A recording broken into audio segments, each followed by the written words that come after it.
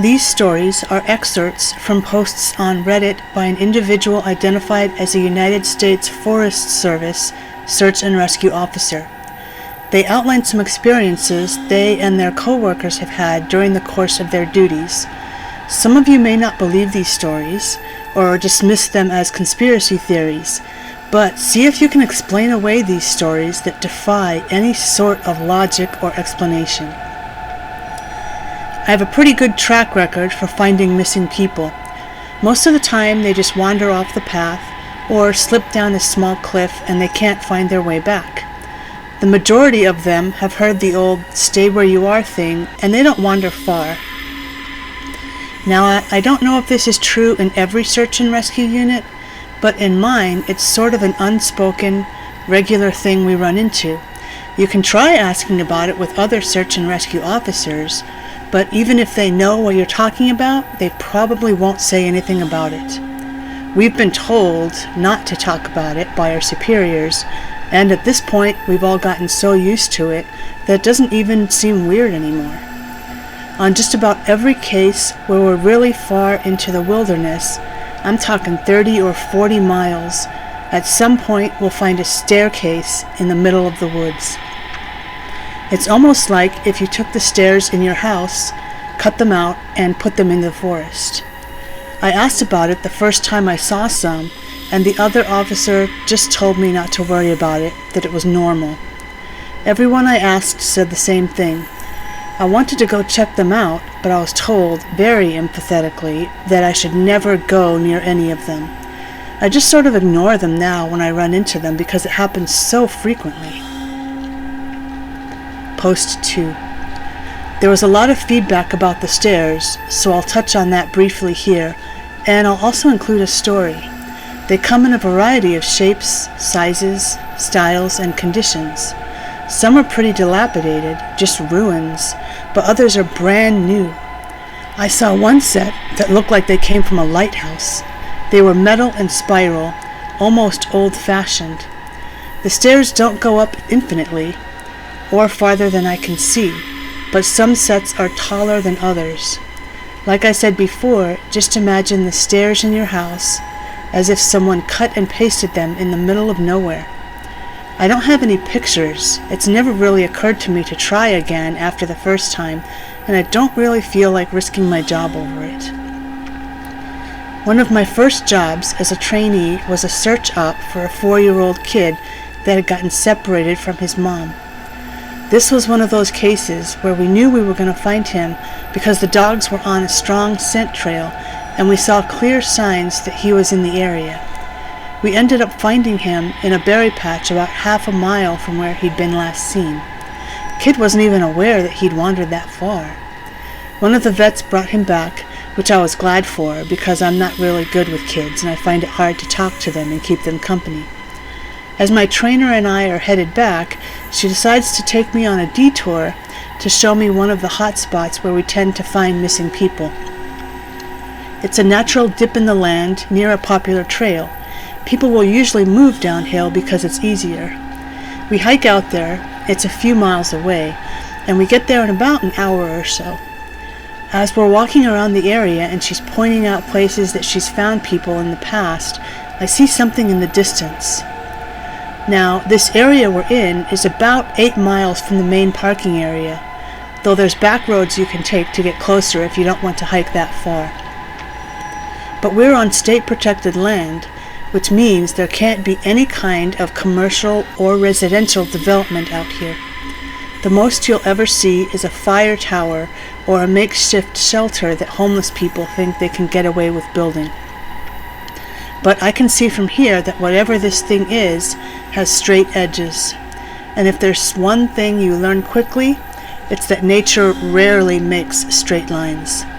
I point it out, but she doesn't say anything. She just hangs back and lets me wander over and check it out. I get within about 20 feet of it, and all the hair on the back of my neck stands up. It's a staircase in the middle of the freaking woods. In the proper context, it would literally be the most benign thing ever. It's just a normal staircase with beige carpet and about 10 steps tall. But instead of being in a house, where it obviously should be, it's out here in the middle of the woods. The sides aren't carpeted, obviously, and I can see the wood it's made of. It's almost like a video game glitch where the house has failed to load completely and the stairs are the only thing visible. I stand there and it's like my brain is working overtime to try and make sense of what I'm seeing. My trainer comes and stands next to me, and she just stands there casually, looking at it as if it's the least interesting thing in the world. I ask her what the heck this thing is doing here, and she just chuckles. "Get used to it, rookie. You're gonna see a lot of them."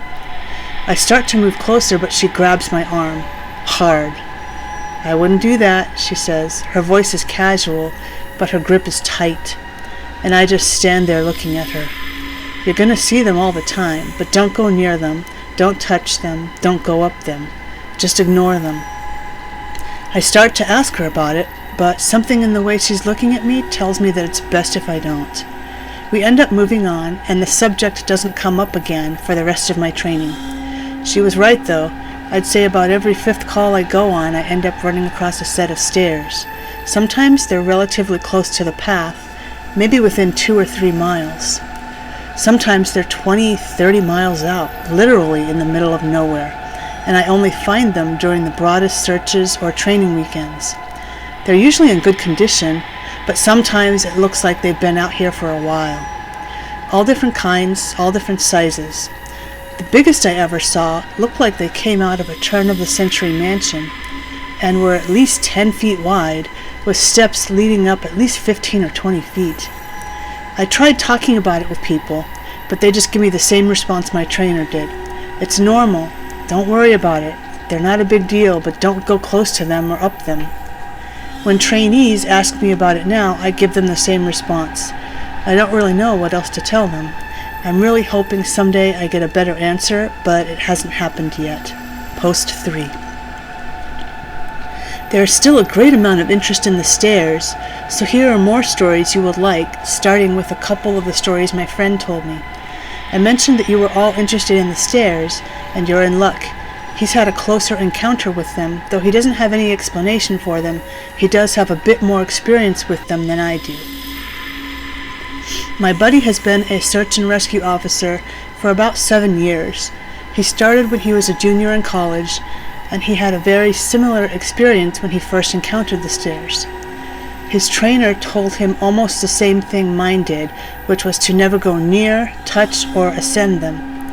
For the first year he did just that, but apparently his curiosity got the better of him, and on one call he broke away from the line and went to go check a set of them out.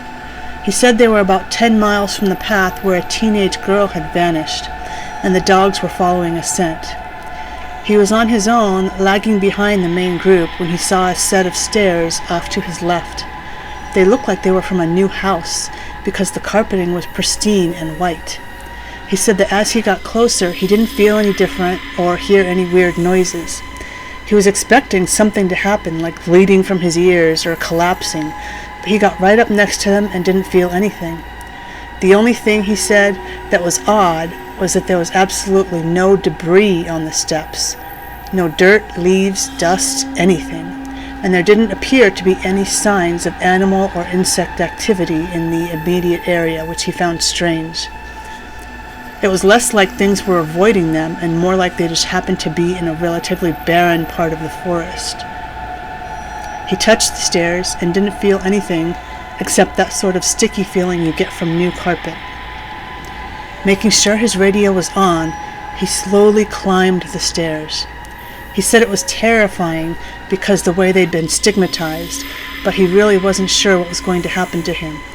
He joked that half of him expected to be teleported to some other dimension, and the other half was watching for a UFO to come swooping down. But he got to the top with little event, and he stood there looking around. But, he said, the longer he stood on the top step, the more he felt like he was doing something very, very wrong. He described it as the feeling you'd get if you were in a part of a government building you have no business being in. As if someone was going to come and arrest you or shoot you in the back of the head at any second. He tried to brush it off, but the feeling was stronger and stronger, and that's when he realized that he couldn't hear anything anymore. The sounds of the forest were gone, and he couldn't hear his own breathing. It was like some kind of weird, awful tinnitus, but more oppressive. He climbed back down and rejoined the search and didn't mention what he'd done. But, he said, the weirdest part came after. His trainer was waiting back at the welcome center after the search ended for the day, and he cornered my buddy before he could leave. He said his trainer had this look of intense anger, and he asked what was wrong. "You went up them, didn't you?" My buddy said it wasn't phrased as a question. He asked how his trainer knew. The trainer just shook his head. "Because we didn't find her. The dogs lost her scent." My buddy asked what that had to do with anything. The trainer asked how long he'd been on the stairs. My buddy said no more than a minute. The trainer gave him this really awful, almost dead-eyed look, and told them that if he ever went up another set of stairs again, he'd be fired, immediately.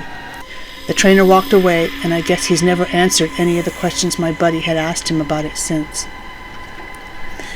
I'm going to be heading out on a yearly training op tomorrow morning, so I'll be gone until early next week. I'll be meeting with a lot of former trainers and buddies who work in other areas of the park, and I'll be asking around about any stories they'd like to share. I'm so glad you guys have been interested in my stories, and once I'm back from this op, I'll continue to share them. Post 4.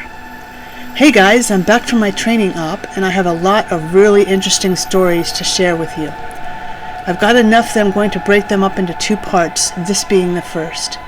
I'd love to put them all in one entry, but I just haven't had a chance to write them all down yet. I didn't have anything too crazy happen while I was out there, but we did have one incident with a rookie that I found relevant. Since I'm sure you guys have been waiting for these, I'll just get right to the stories. I'll assign each batch of stories to the person who told them to me. PB. By pure coincidence, I got to talk to another vet, PB, who's been in the search and rescue field for years.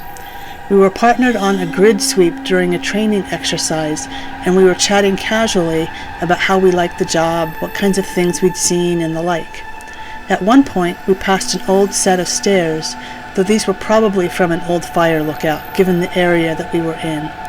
I sort of casually mentioned that I was curious about the stairs, and that I wished I knew more about them. He got kind of quiet, and looked like he wanted to tell me something, but wasn't sure if he should. Finally, he told me to turn my radio off.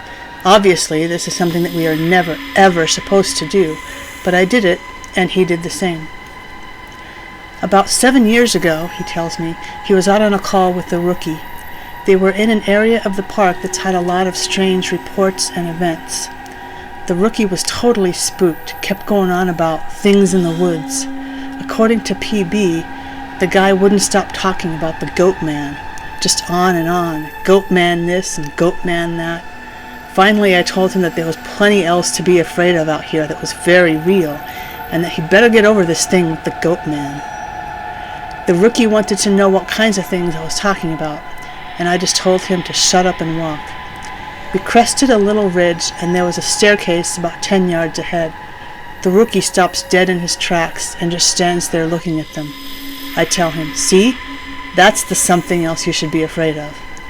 The rookie asks me what the hell these are doing out here, and for some reason I just open up and tell him the truth, or what I've been told is the truth. I could have gotten into a lot of trouble for doing what I did, and I could get into a lot of trouble for repeating it to you, but you're a nice kid, and I want you to stop looking into this. Quit while you're ahead. So I'll tell you what I know, under the condition that you never breathe a word of this to the soups. I told him I wouldn't say a word, and he double-checks that our radios are off. When I first started out, we were a little less tight-lipped about them and other things that happen out here. We warned people before they were even hired that there was weird stuff going on. I guess the Forest Service was tired of having such a massive turnover rate, and they wanted people to know what they were getting into. So they started having people sign these agreements where they wouldn't go to the media about what they were going to see. The Forest Service didn't want to scare people away, so the last thing they needed were spooked rookies running off to the media with stories of ghosts and haunted stairs. But eventually they found that the agreements weren't necessary. People not only didn't want to talk about what they saw, they wouldn't.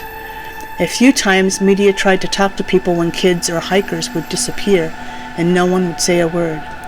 I can't really explain it. I guess we just don't really want to admit anything is wrong. This is our job, to be out in the woods every single day. We don't need to be spooked, and the best way to avoid that is to pretend like everything's okay. So I'll tell you everything I can think of, and after that, I'm done talking about it, for good. And I expect you not to bring it up around me, ever. The stairs have been out here as long as the parks have existed. We have records going back decades describing them. Sometimes people go up them, and nothing happens. Other times, look, I really don't like talking about this, but sometimes really bad stuff happens. I saw one guy get his hand sliced clean off when he got to the top step. He reached out to touch a tree branch, and it happened so fast. 1 second his hand was there, and the next it was gone. Completely clean wound. We didn't find his hand, and the guy almost died. Another time, a woman touched one of the stairs, and a blood vessel in her brain exploded. Literally exploded, like a water balloon. She sort of stumbled down and came over to me, and all she got out was, "I think something is wrong with me." She dropped like a sack of flour, dead before she hit the ground. I'll never forget the way the blood leaked into the inside of her eye. Before she died, I watched it turn red. I watched it happen, and there wasn't a single thing I could do to help. We warn people not to go anywhere near them, but there's always at least one idiot who does. And even if nothing happens to them, something bad always happens. Kids go missing as we're on their trail. Someone dies the next day, cut in half in a completely safe part of the park. I don't know why, but something bad always happens. I don't know exactly why they're out here, but it doesn't matter. They're here, and if we're smart, we'd tell our new officers exactly what they're capable of. We were both quiet for a little while. I was afraid to talk because I wasn't sure if he was done. He looked like he wanted to say something else. Finally, he spoke up again. "Have you ever noticed how you can't find the same ones twice?" I nodded, expecting him to continue, but he just stayed quiet, walking alongside me, and eventually he started a story about the biggest deer he'd ever seen in the park. I didn't bring up the subject again, and I didn't press him for any more stories. He dropped out of the op the next day. Apparently he left before the sun came up. He said he was sick. None of us have ever heard from him since he left. Post 5. One of the vets at the training ops reads No Sleep, and he recognized my stories from Reddit. He knows me pretty well, and we've swapped stories before. He asked if he could share something he's noticed about the stairs and some thoughts he had. "I'm really glad you decided to share these. I was surprised you didn't mention the flipped ones." I didn't know what he was talking about. I couldn't remember him ever talking about something like that. He seemed somewhat incredulous. "Dude, I can't believe you've been on this long without seeing them. No one told you about them?" I shrugged and asked him to elaborate. "Well, there's the normal stairs, the ones that pop up when we're out a ways. I know you know about them, but sometimes I've run across ones that are flipped upside down. I guess it would be like if you had a dollhouse and the stairs were a separate piece. Now take that, flip it upside down so that the top step is stuck in the dirt, and put it out in the woods. They're like that. I don't see them as often, but they're odd, to say the least. Makes me think of footage taken after a tornado when houses are all blown apart and random things are left standing, like chimneys and garden walls. Those ones freak me out more than the normal ones because I can't really write these things off as easily. I don't scare very easily, like most of us who work out here, but that idea stuck with me and it bothers me. I'm going to try to find out more about them." Post 6. I think we can agree that there's stuff going on out here in the woods, and while I'm not going to spout off about what it could be or offer any theories, what I want people to take away from all of this is that it is so damn important to be safe when you're out there. I know a lot of you think you're invincible, but the fact is that you can die out there, or be hurt, or go missing. It's easier than you'd ever imagine. Post 7. I switched the topic to the stairs a little later, and there was a definite shift in enthusiasm. No one spoke up at first. There is a real stigma about discussing them, even when we're away from work. But I broke the ice with a story of my own, and a guy who told the story about the faceless man told this one, albeit very quietly. couple years ago, I was camping with my girlfriend, and we were out about 2 miles from the road at this site I know.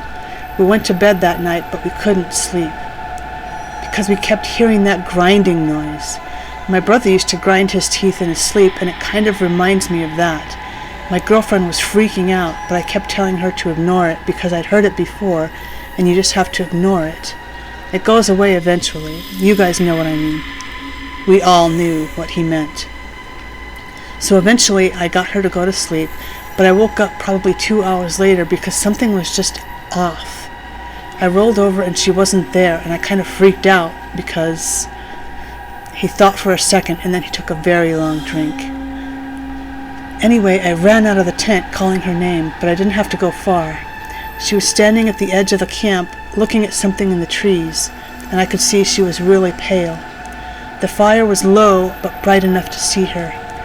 Anyway, so I ran up to see what was going on, and she was dead asleep, but her eyes were open. She had this real spaced out look, you know. So I put my arm around her to lead her back, but she wouldn't move. She just said really quietly something like, "I have to go now, Eddie. I have to go. It's here." And I was like, "You're just sleepwalking. Come back to bed." But she just wouldn't budge. She just kept standing there and saying that she had to go. And I looked where she was looking, and there was a freaking staircase right there, about 15 yards away. Gray one, concrete. And she started to walk toward it, but I yanked her back, and that woke her up. She looked at me like I was out of my mind, and I asked what the heck she was doing out of the tent. I didn't tell her anything, I just told her she was sleepwalking. The grinding was gone, so she just went back to the tent with me and fell asleep again. I don't know, I don't like thinking about it, you know? We all knew. Post 8. This will be my final update for now. Things have deteriorated here to a degree that I didn't foresee. I didn't know how much writing about the things that are happening out here would affect every single part of my life, and maybe that was stupid of me. Maybe I should have considered it more seriously, but honestly, I just thought I was writing about things that a few people would want to hear. I didn't think it would get this much attention. People ask me about the stairs now. It doesn't happen every day, but when it does happen, I never really know what to say. My bosses know that someone is talking about them, and I'm sure that if they know, the higher-ups know. And I can tell you they aren't very happy about it. I've been formally told that I am not to speak a word about them to anyone anymore, which is part of the reason this has to be my final update. I can't risk my job for this, and as much as it's been wonderful to get a lot of these things off my mind, I do still love my work, and I need to be out here. If anything, my being aware of what's really going on is enough reason to stick it out. I may not be able to tell people that they're out there, but if I see them, I can direct traffic away to somewhere safer. Because of the amount of attention the stories have gotten, I've heard a lot of stories being swapped back and forth. I've heard so many now I can't remember most of them. The ones I do remember are the ones I wish I could forget. So many stories about children. So many of them going missing and turning up in caves, wedged in between impossibly tight spaces. So many of them found on mountain peaks or at the bottoms of sheer gullies. Missing shoes, missing socks are found with both in perfect condition, despite them being miles and miles away from where they vanished. There are so many things I won't ever be able to understand about my job, and it would take me years to relate all the things I've heard in the last few months. When I feel like my job isn't in jeopardy, I will come back. It may be in a different format, but I will come back. Thank you all for sticking by my side and enjoying the things I've talked about. If you go out in the woods, I encourage you to be safe. Bring water, food, survival equipment. Let people know where you're going and when you'll be back. Don't go on uncharted paths unless you know exactly what you're doing. And above all, don't touch them. Don't look at them. Don't go up them.